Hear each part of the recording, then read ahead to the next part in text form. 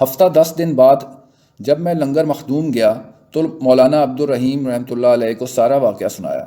وہ آگ بگولا ہو گئے، غصے سے پیر پٹکتے ہوئے حضرت اللہ دین مدنی رحمۃ اللہ علیہ کے مزار کی طرف چل دیے۔ میں بھی پیچھے پیچھے چل پڑا۔ مزار پر جا کر انہوں نے مرشد سے کہا کہ آپ نے مجھے چھوڑ کر میرے شاگرد کو آگے چلا دیا، یہ میری بڑی توہین ہے۔ حضرت اللہ دین مدنی رحمۃ اللہ علیہ نے مولانا عبد الرحیم کو سمجھایا کہ تم میرے مجاور ہو، جبکہ یہ شیخ سلسلہ ہیں اور مجھے ان کی تربیت کے لیے مدینہ منورہ سے یہاں بھیجا گیا ہے۔ خبردار، کبھی ان کی ہمسری نہ کرنا ورنہ بہت بڑا نقصان ہوگا۔ اس کے بعد ہم دونوں کی پوزیشن عجیب سی ہو گئی۔ میں ان کو استاد سمجھ کر پہلے جیسی عزت کرتا تھا اور وہ مجھے شیخ سلسلہ سمجھ کر ادب کرنے لگے۔ اللہ تعالیٰ نے یہ صورتحال زیادہ دیر نہ چلنے دی اور مولانا عبد الرحیم کو اپنے پاس بلا لیا۔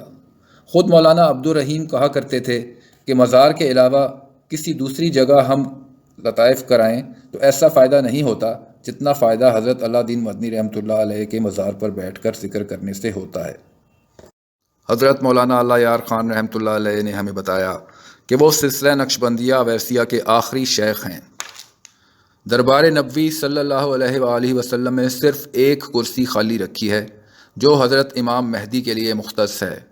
فرمایا کہ میرے اور امام مہدی کے درمیان 500-600 سال سے زیادہ کا عرصہ نہیں ہے، اور یہ کہ میرے سلسلہ کے تربیت یافتہ لوگ انشاءاللہ امام مہدی کو ملیں گے۔